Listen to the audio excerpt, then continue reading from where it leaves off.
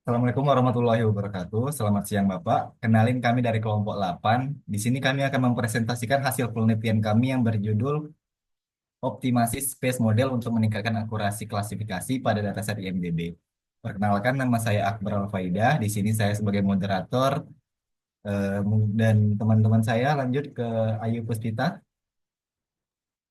Oke, perkenalkan nama saya Ayu Puspita Sari. Peran saya dalam kelompok ini eh, membantu membuat laporan dan membantu membuat surat presentasi. Lanjut ke Nanda. Perkenalkan, nama saya Nanda Ramadhani Fitri, biasa dipanggil Nanda. Saya berperan dalam memodifikasi code, membuat laporan, dan membuat PPT.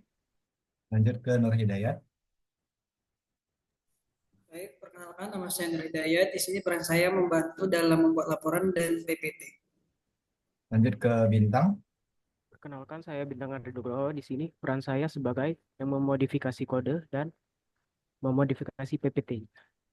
Baiklah, pada penelitian ini kami mengembangkan model kelompok 8 dengan hyperparameter tuning untuk meningkatkan akurasi klasifikasi ulasan film pada dataset IMDb. Mari kita mulai dari yang pertama yaitu pengenalan model. Jadi di sini ada tiga model yang akan kami bahas. Yang pertama yaitu base model. Base model sendiri ialah model transformer seperti BER atau XLNet yang sudah diteralati. Yang kemudian yang nomor dua ialah space model. Space model ini sendiri adalah model yang telah dikembangkan oleh base model untuk meningkatkan kinerja tanpa melakukan fine tuning penuh. Nah, di sinilah penelitian kami, yaitu model kelompok 8. Model kelompok 8 ini adalah pengembangan dari space model yang kami optimalkan lebih lanjut dengan menggunakan hyperparameter tuning. Latar belakang penelitian ialah yang kami coba atasi yaitu fine tuning pada base model yang sering kali mengurangi generasi model yang membuatnya kurang efektif saat diaplikasikan pada tugas lain. Maka untuk mengatasi hal tersebut, kami mengembangkan space model yang merupakan pengembangan dari base model untuk meningkatkan kinerja tanpa mengorbankan kemampuan generisasinya. Lanjut, untuk tujuan penelitian. Kami mempunyai 4 tujuan penelitian, yaitu mengembangkan model kelompok 8 sebagai pengembangan space model untuk klasifikasi IMDb, dataset IMDb. Kemudian kami menerapkan hyperparameter tuning pada space model agar lebih optimal dan lebih performanya meningkat, dan meningkatkan akurasi model kelompok 8 dibandingkan space model pada dataset IMDb. Oke, lanjut ke bagian dataset, metode penelitian. Di sini ada 5 metode penelitian yang kami gunakan, yaitu yang pertama, deep learning untuk klasifikasi sentimen IMDb, kemudian transformer transformer model atau BERT yang memungkinkan pemahaman konteks lebih baik. Dan kami juga melakukan transfer learning untuk memanfaatkan model pre-train. Kemudian kami melakukan tokenisasi dan pemrosesan teks yang dan fine tuning serta mengevaluasikan kinerja model untuk menggunakan matriks akurasi dan F1 score. Lanjut pada dataset IMDb. Dataset yang kami gunakan ialah IMDb Review Sentiment Dataset yang berisikan ulasan film dengan label positif dan negatif. Dataset ini digunakan untuk tugas analisis sentimen, di mana kami mencoba mengklasifikasikan ulasan film ke dalam dua kategori tersebut, yaitu positif dan negatif. Lanjut ke pra-processing atau pra-pengolahan. Di sini ada 5 tahap. Yang pertama ialah instalasi dan import library Python yang dibutuhkan. Kemudian memuat dataset IMDb. Dan ketiga ialah melakukan tokenisasi untuk memecah teks menjadi token yang bisa diproses oleh model. Kemudian menggunakan konversi data ke format tensor. Kemudian yang terakhir ialah pembagian data dari data training dan data uji dan data validasi. Metode klasifikasi teks yang digunakan dalam penelitian ini yaitu DistillBERT yang merupakan versi distilasi dari BERT.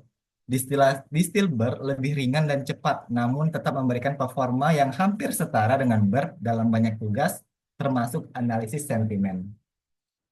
Lanjut, ini adalah hasil tuning dari ketiga LKP yang telah kami kerjakan. Dimulai dari LKP 1, model menunjukkan loss validasi sebesar 0,6724 atau 67% dengan akurasi 81 0,55%. Lanjut ke LKP2. Pada LKP2 kami memiliki loss validasi sebesar 68% dan akurasi 80%, sedikit lebih rendah dibandingkan dengan LKP1. Jadi pada LKP2 kami mengalami penurunan di akurasi. Kemudian pada LKP3, pada bagian loss kami mengalami penurunan signifikan menjadi dari 68% menjadi 43%, dan akurasi yang sebelumnya 80,69% meningkat menjadi 82,75%. Yang dapat disimpulkan dari LKP1, LKP2, dan LKP3, kami berhasil meningkatkan performa model dan validasinya. Lanjut ke analisis hasil. Mulai dari LKP1, performa model sedikit menurun dibandingkan sebelumnya. Itu menandakan bahwa hasil tuning yang kami kerjakan itu belum optimal. Yang kedua ialah LKP2, model itu lebih sulit mendeteksi review negatif dan cenderung memprediksi sebagai positif. Mungkin karena kami menggunakan pengurangan epoch dan batch size-nya yang berkurang. Lanjut ke LKP3. Ini adalah model terbaik yang telah eh, kami coding, ya, bisa dibilang. Model ini memahami pola data dan lebih konsisten, namun masih sensitif dalam mendeteksi review positif dan negatif dan menghasilkan false positif lebih sedikit.